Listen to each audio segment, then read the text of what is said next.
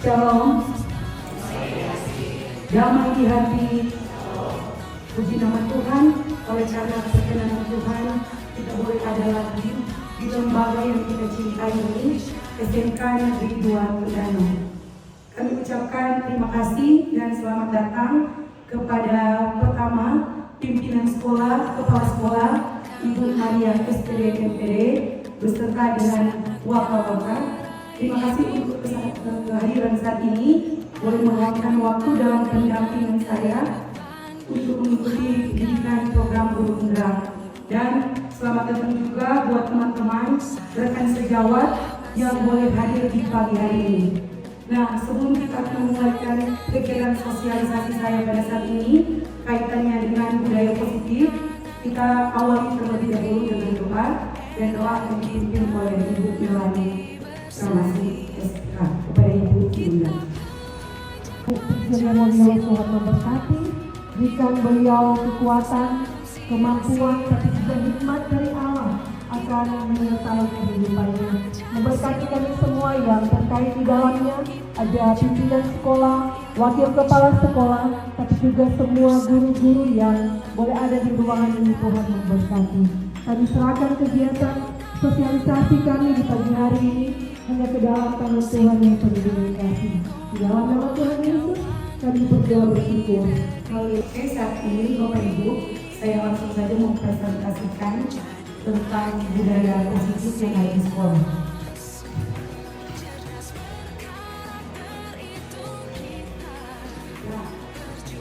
Bapak Ibu, dalam budaya positif itu ada beberapa hal yang perlu kita tempuh.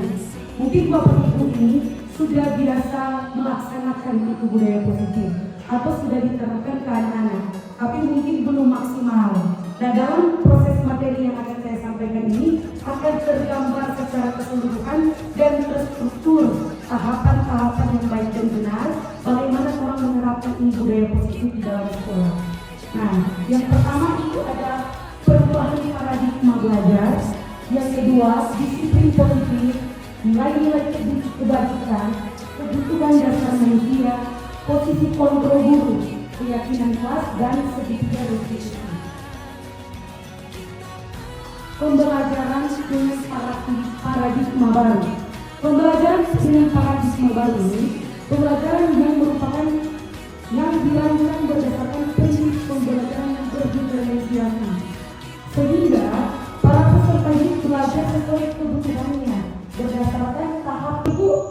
Kalau menurut Ki Hajar Dewantara, salah satu proklamer dari pendidikan di Indonesia, pendidikan itu orang guru itu diibaratkan sebagai petani dan siswa itu diibaratkan sebagai benih dari padi itu sendiri. Nah, jika Bapak Ibu kita adalah diibaratkan sebagai petani, bagaimana kita dapat memupuk, memelihara apa yang benih padi ini supaya dia dapat berbuah dengan baik dan benar. Nah, guru itu kita sebagai pamong dan anak-anak didik itu sebagai pamong. Jadi guru itu tidak bisa kita hindari dan itu sudah melekatkan anak. Contohnya, kami terlihat alam itu sudah melekat di dalam diri anak itu sendiri. Jadi semenjak anak lahir itu sudah ada di dunia, tidak bisa dapat berubah begini. Karena di filosofis paradigma pendidikan menurut Ki Hajar Dewantara ada dua kodrat ini, kodrat alam dan kodrat sama. Kodrat alam itu sudah melekat di dalam diri anak. Saya jelaskan tadi, orang sebagai guru hanya menuntun memelihara akan kodrat itu. Kita tidak bisa merubah. Akan mengajar menggunakan teknologi, menggunakan teknik atau pendekatan yang lama atau yang klasikal. Harus berubah ke pendekatan yang lebih modern karena dituntut dengan perkembangan zaman yang ada. Ya, ini itu tergambar jelas di kurikulum Merdeka menggunakan pembelajaran yang berbasis digital. Berkaitannya dengan berdiferensiasi ini, kita harus menggunakan pembelajaran yang berdiferensiasi. Harus update diri dengan berbagai pembelajaran yang berbeda, yang up to date, yang inovasi, yang fresh, yang segar. Jangan memberikan pembelajaran yang itu saja, Bapak Ibu. Itu yang untuk paradigma baru. Selanjutnya, di perkembangan SMK Negeri 2 Perdana masih banyak guru yang menggunakan teknik yang masih lama. Nah, di dalam materi ini akan tergambar jelas bagaimana orang harus memiliki posisi kontrol sebagai guru. Nah, di sini yang pertama orang harus bahas adalah teori ilusi guru mengontrol murid. Kemudian ilusi bahwa kritik dan membuat merasa bersalah mampu menguatkan karakter. Ilusi bahwa orang yang melakukan berdasarkan nilai-nilai yang dia punya. Nanti di dalam keyakinan kelas dan motivasi kita akan memperdalam mengenai disiplin positif ini. Jadi ketika kita memberikan motivasi kepada anak harus memberikan motivasi yang ada eksternal, ada internal. Nah, nanti saya akan bahas lebih lanjut untuk motivasi, tapi yang untuk disiplin positif berdasarkan nilai. Kenapa saya membuat kasus untuk keyakinan kelas? Karena keyakinan kelas itu disepakati, artinya ada kesepakatan antara guru dan siswa. Orang sama-sama sepakat, artinya ketika melanggar akan kesepakatan ini ada konsekuensinya. Kemudian soft skill dan hard skill. Nah, kebanyakan di SMK saya melihat anak-anak dituntut untuk harus bisa hard skill, tapi soft skill dilupakan. Perlu kita ketahui, soft skill itu penting untuk mencapai kesuksesan dari setiap individu. Karena begini, ada anak yang hard skill-nya baik, jago komputer, jago public speaking, jago cara melayani klien, semua teknik-teknik dia tahu, tapi soft skill-nya lemah. Nanti perlu diperdalam Bapak Ibu. Soft skill itu berkaitan dengan sosial emosional, misalkan contoh disiplin, menghargai waktu, upaya untuk memberikan motivasi agar anak itu mampu untuk mengeluarkan apa yang ada di dalam diri. Selanjutnya ada kebutuhan dasar manusia. Kebutuhan dasar manusia di sini adalah segala sesuatu yang kita lakukan dan mendapatkan apa yang kita inginkan. Jadi apa yang telah objektif harus terkait kompetitif, kita harus dapatkan itu. Nah, seluruh tindakan yang kita lakukan memiliki tujuan tertentu dan semua usaha terbaik yang kita lakukan adalah dalam rangka agar kebutuhan dasar kita terpenuhi dengan baik. Nah, di sini ada 5 kebutuhan dasar manusia. Pertama, biasa kita kenal dengan istilah kebutuhan primer atau di ekonomi dan sekarang itu baru kebutuhan kelompok. Nah, Bapak Ibu, kenapa di dalam kebutuhan dasar manusia ini dikaitkan kita sebagai seorang guru? Karena dalam rangka kita mengidentifikasi akan latar belakang dari siswa tersebut. Kebanyakan orang kalau siswa terlambat, orang langsung jatuh dengan terlambat. Begitu. Tanpa orang tahu apa penyebab dia sampai terlambat. Maka dari itu kita perlu mengidentifikasi siapa yang terbaik. Jangan orang langsung menjawab. Karena di sini ada 5 posisi kontrol yang perlu orang terapkan di dalam proses pembelajaran. Nah, kali-kali dengan kebutuhan dasar manusia, di masing-masing siswa itu memiliki latar belakang yang berbeda. Ada siswa latar belakangnya dari broken home atau kurang mampu. Jadi ada hal-hal yang perlu orang ketahui agar supaya tidak mengambil keputusan yang gegabah terhadap perlakuan kita terhadap anak. Karena kenapa Bapak Ibu, ketika memberikan satu kata saja yang dapat menurunkan dia ke semangat, itu pengaruhnya luar biasa di dalam diri anak. Pasti diakui dan didengar. Nah, ini Bapak Ibu bukan cuma anak-anak, mungkin kita juga kan merasakan hal ini. Bagaimana kita untuk dapat memberikan harga diri, untuk bisa dihargai, dihormati, kemudian keinginan untuk dianggap, kemudian memimpin berprestasi, kemudian diakui dan didengar. Dan oleh sebab itu kita sebagai pemimpin pembelajaran hendaknya memberikan contoh-contoh dan teladan yang baik kepada anak-anak. Karena dalam teori kebutuhan dasar manusia ini terkait juga di dalam diri kita sendiri kan, bagaimana orang juga ingin memperlihatkan kita kinerja, bagaimana supaya kinerja itu dilihat kepada atasan supaya atasan misalkan mau bisa menilai dengan baik, ya tunjukkanlah orang kredibilitas atau rasa tanggung jawab terhadap petugas. Kemudian ada kesenangan. Setiap manusia ini butuh kesenangan. Satu orang bisa bersenang, semua butuh kesenangan. Nah, itu kaitannya dengan bermain, humor. Motivasi di sini ada 2 Bapak Ibu. Motivasi eksternal dan motivasi intrinsik. Nanti sebentar saya akan bertanya mengenai teori motivasi ini. Kalau teori motivasi eksternal itu motivasi yang dari luar, kalau internal dari dalam diri. Nah, kalau motivasi eksternal ada dua, untuk menghindari ketidaknyamanan atau hukuman. Contoh, Bapak Ibu datang sekolah atas keyakinan diri sendiri, motivasi eksternal, ekstrinsik atau intrinsik? Ekstrinsik atau intrinsik? Berkaitan dengan untuk menghindari ketidaknyamanan atau hukuman. Ekstrinsik, karena itu motivasi dari luar.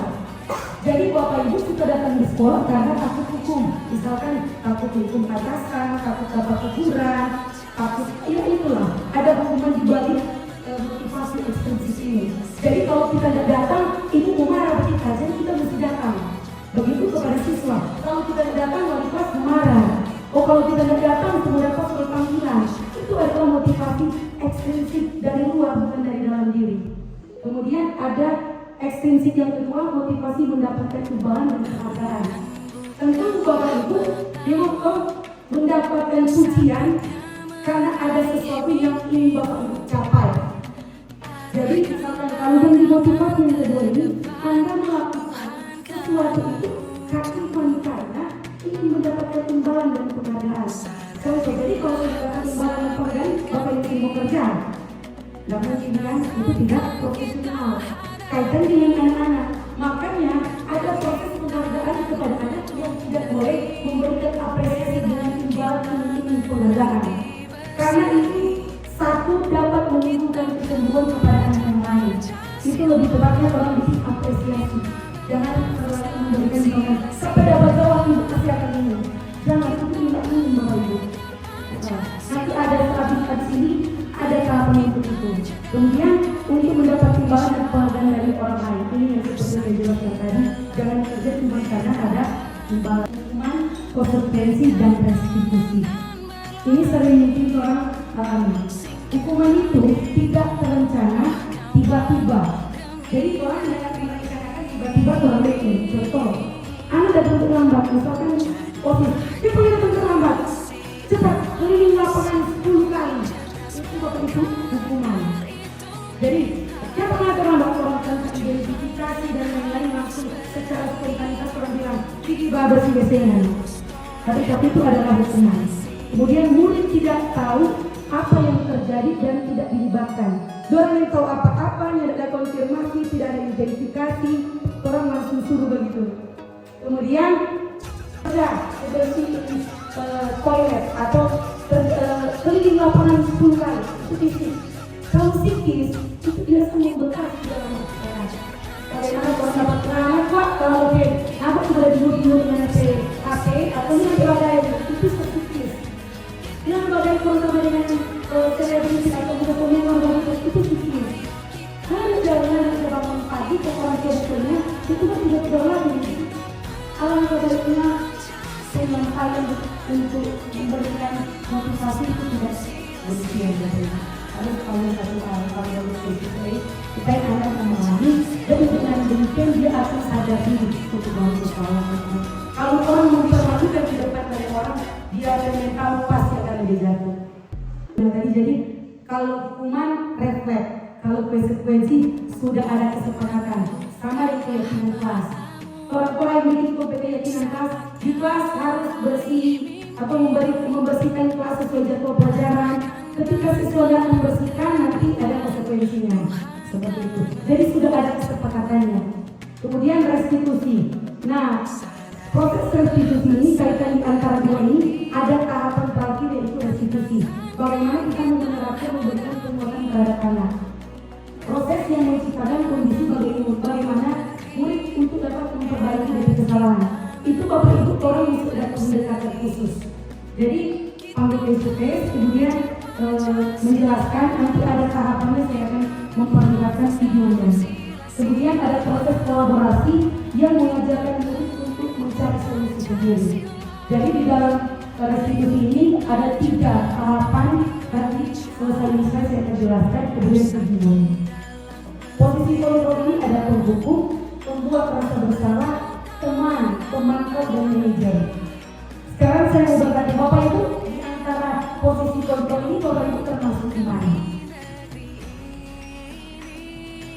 subordinat termasuk gimana? Penghukum, teman, atau pembuat rasa bersalah, atau pemata atau manajer? Ibu jalani? Ya, teman. Ada yang lain mungkin? Bapak Marlon? Ya, teman dan manajer. Oke. Di sini Bapak Ibu, contoh penerapan 5 posisi kontrol kaitannya dengan penghukum seperti apa, kemudian pembuat rasa bersalah seperti apa. Contoh kalau penghukum, misalkan seperti ini. Hormat bendera selama 1 jam. Itu posisi Bapak ambil, Bapak Ibu ambil penghukum. Karena secara langsung Bapak Ibu memberikan. Terima kasih. Nama saya Johannes Maulana Juno. Begitu saya akan memberikan suatu pertanyaan disesuaikan dengan pembelajaran seperti diferensiasi, yang mana dalam kegiatan pembelajaran kita bisa menemui ada peserta didik yang mempunyai kemampuan kinestetik. Jadi pertanyaan saya, bagaimana kita menghadapi peserta didik seperti ini dengan memperoleh kemampuan hard skill dan soft skill dari peserta didik kinestetik ini. Ya, demikian Bu. Indonesia masuk dalam revolusi industri 4.0. Bagaimana cara kita memberikan motivasi kepada siswa yang nantinya ketika mereka lulus, mereka tidak bersaing lagi dengan manusia, tapi mereka bersaing dengan robot. Terima kasih. Ya, itu hukum. Kalau pembuat rasa bersalah sudah berapa kali ibu memberitahu, kamu sudah berapa kali ibu memberitahu kalau jangan mengecewakan ibu. Itu berarti Anda itu sudah memberikan pembuat rasa bersalah. Ketika melontarkan kata itu, dia merasa bersalah dengan apa yang dia bikin. Kemudian posisi teman, ayo bantulah ibu ya. Atau biasa orang istilahnya kalau orang lari laporan dari ketua kelas yang mana Deswita berkelahi dengan Daniel. Ada apa di sini?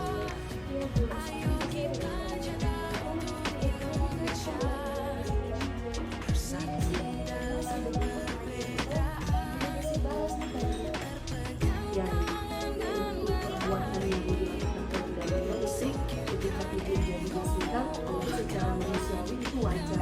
Dan juga kalau jadi Deswita pasti melakukan hal yang sama. Nah, sekarang apa yang Deswita buat ke Daniel?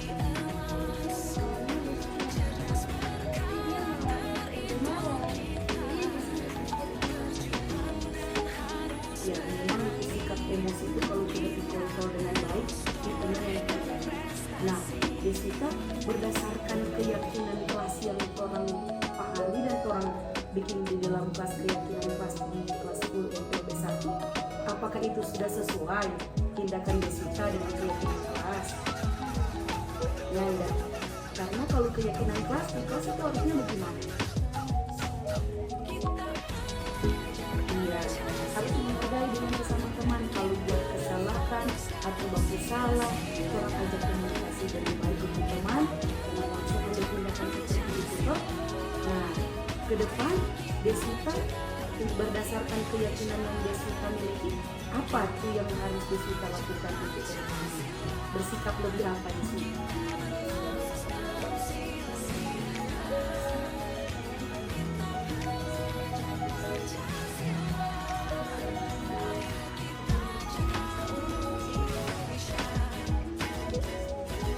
Oke, betul.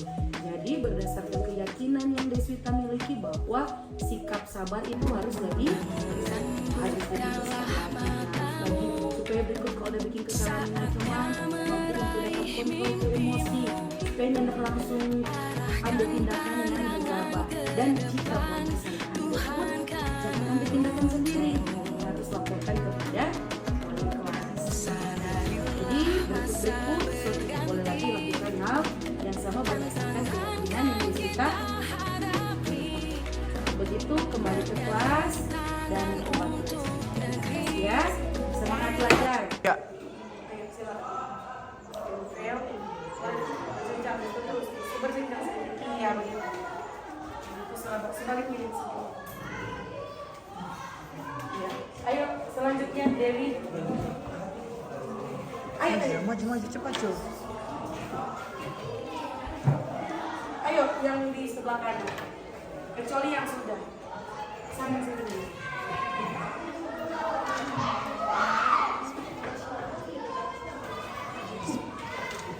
Selanjutnya yang belum. Stop dari slide. Kan apa yang mau dibuat di dalam sticky note berkaitan dengan keyakinan kelas.